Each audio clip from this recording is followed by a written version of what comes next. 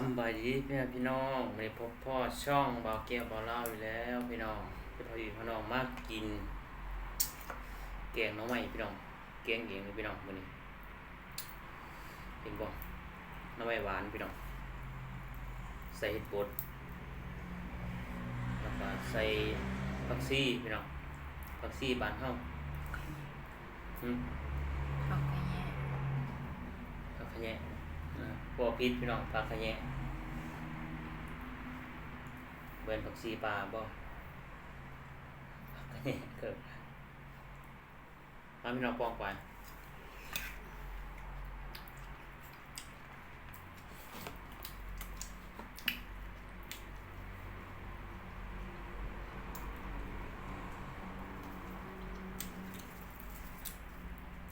อันนี้ฟังยังอีกคือผักแหวนพี่น้องกินกับผักแหวนบ้านเฮาคันว่าอยู่บ้านนี่พี่น้องหาเก็บเอาตามห้วยหรือว่าตามน้องพี่น้องหลายครับ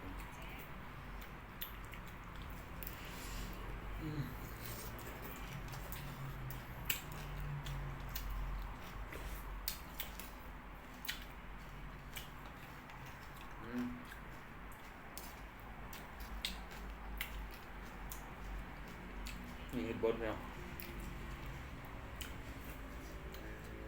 น้อยพี่น้องปองไป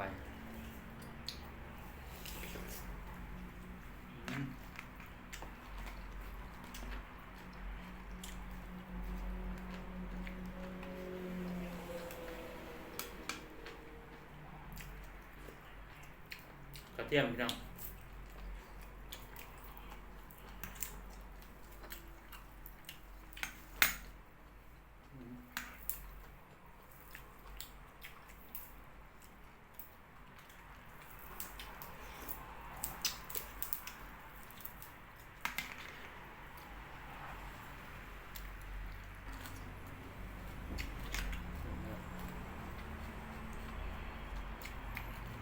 กระเทียมมักใส่มักกันพี่น้องบางคนก็มักบางคนก็บ่มัก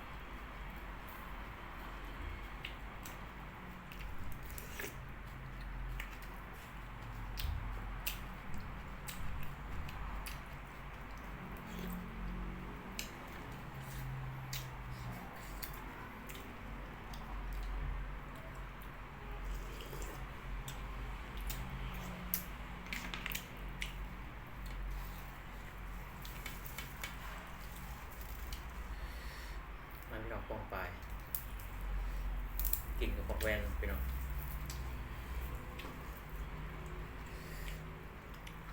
ใส่เนยใหญ่เลยพี่น้อง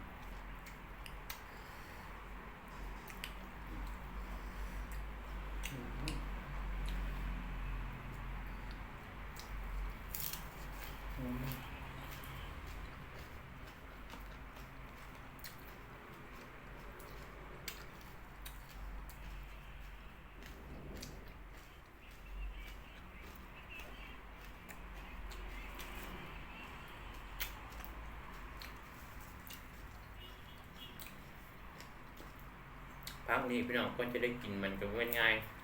ๆเด็ดมากแล้วก็เด็ดหากมันออกพี่น้องยอดมันจะมีหากมันแล้วก็เด็ดออกเด็ดเอามาล้างคันบ่เด็ดเนี่ยมันเปื้อนพี่น้อง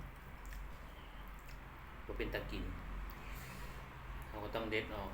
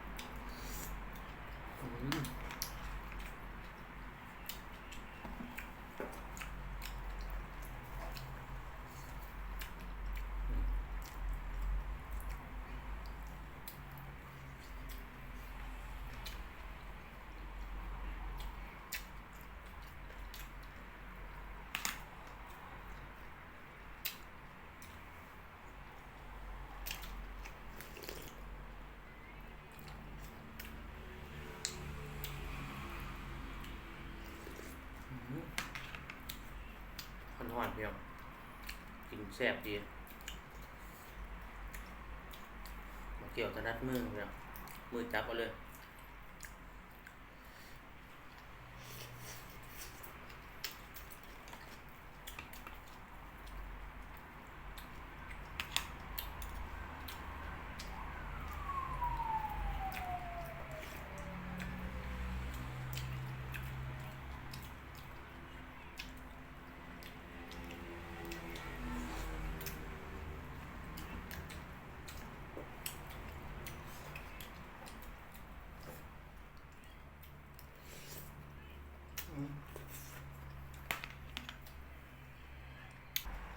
เดี๋ยวพี่น้องเดี๋ยวจะปิดคลิปเลยพี่น้อง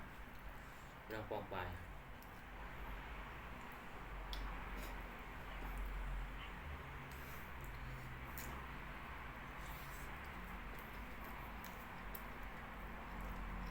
บ๊ายบายพี่น้อง